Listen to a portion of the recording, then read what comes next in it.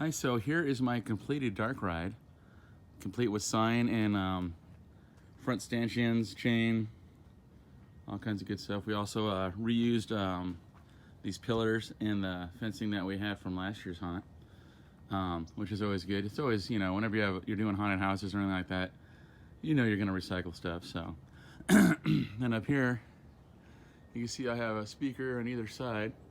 So just like in any carnival ride, because this is a carnival dark ride, so I put the speakers out front like they would have at the carnival, or the fair. So I was playing music that was appropriate to the attraction and the time. And so you see I kind of give it some character there by having some mayhem occurred. And over here we have the front facade, which is actually painted brick. And then we drilled out and installed these little lights right here, which actually can run in a sequence. So give it the whole carnival style, like the popcorn lights you see at Disney and stuff. So then I had to build the whole track with a deck. I put an extra deck out front for loading and unloading. As you can see, I'm running I have enough room to run 2 ride vehicles. And then right next door here, we got the control panel, which is all complete. And each room, I have 4 rooms altogether. Each room has its own camera, so you can follow what's going on and see if there's any trouble or if people are acting up. I have a ride tracking system, which I did not get to implement because when I set this up, I actually did it for Halloween here, and I was kind of pressed for time. But as you can see, I have the dispatch for vehicles 1 and 2, and they're amply marked, so you can see. So then I'll take you on the tour here. As I said before, all the track is made out of PEX. These are the from the roll of PEX you can buy. That's why I did all my curves, and they're straightaways. So then this right here is a little mini neon, a flat neon sign, and it's actually connected to a prop controller. I actually have a whole sequence where the gentleman over here, he talks, and then I have a light that shines on him that turns on. So then once the light shuts off, this illuminates, and then after that, a second later, then the black light comes on to this gentleman right here, and over here to these ghosts.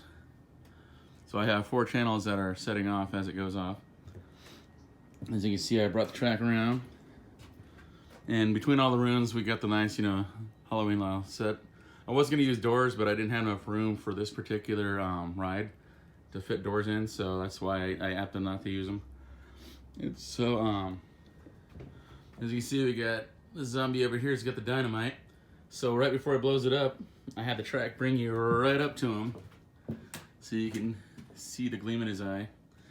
And then it comes around to a sequence where a strobe light turns on right after the light turns off from him, and so it gives you the whole explosion effect, which looks really good, especially when it's dark here. Not so much during the day, of course. But so how the story goes, you go to the zombies, and after the zombies, you get blown up into this crypt over here. As you can see, these walls right here, these are actually made with great stuff, expanding foam, and painted up just to look more like rock. So then you come into this room right here with the skeletons, and you can see I got a prop here. This coffin right here actually has a windshield wiper motor, which will make the door open up, out and in. So it looks like he's trying to escape. So then we just dressed it all up. We put some skeletons up here causing problems, and everything in here we set up to be blacklight savvy. So even the detail on the flowers, it's got little small fluorescent paint. So at night, with a light on, it brings it to life. It looks amazing. Even the stencil work right here, it's got multiple colors and layers. So once the black light turns on, it looks really good. And what I do on any of my attractions, whether it be a walkthrough haunt or right now I'm doing the ride, is in each room I install a fluorescent light or some type of lighting where I can actually have a main switch that'll turn on the lights in case there's an emergency or something, in case you want to work on it, let's say. It gives you light, or you want to do a tour. So it brings around here where I got a 2-way mirror. Where on the back side I have the Wolfman prop, and he, I don't know if you could see it through there, probably not, but it has a strobe light that turns on, Oh, one thing I didn't mention is that all my props are set off by motion sensors. So if you look down here, I have a motion sensor that turns a light on, and then this other one right here activates the prop controller, which sets off a sequence. So you come into what I call the big showroom, the last room I have, and I made a mad scientist room. As you see, lots of detail in here. The panels, these panels actually have lights that light up and go in a sequence. And I just have these other, these type of props here you can get in any Halloween store or online.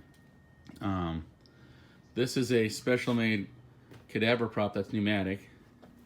He actually pops up once it's activated by the prop controller over here. As you can see, I got a Peekaboo Plus, which is a 4-channel. So I actually left it intentionally in the scene, as well as my nerve center over here, to make it look even more intense as a mad scientist room. And then what I did here, I made Frankenstein into a experiment per se by taking another prop box you can get anywhere, the Halloween stores. And I took this prop, which is actually one that has wires hanging down that actually shakes the wires around, and I actually integrated it into him to look as though all the wires were going through him and electrifying him.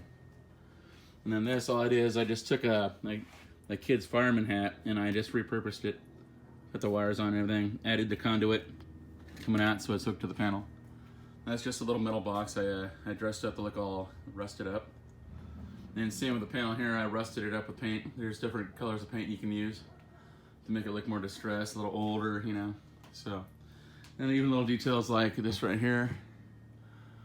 We got a nice little cheesy chandelier, which I found at a thrift shop. Thrift shops are really great. Those and estate sales and yard sales, great places to get a lot of these props, you know. Especially when you're looking around, you know, the Halloween season, you get all kinds of stuff like that. People are trying to get rid of their old stuff. Like these guys right here, I got like a dollar store. But it really makes it look good, you know. It really makes the set look nice. On the other side, I just lightly dressed it up because I didn't want the attention on this side.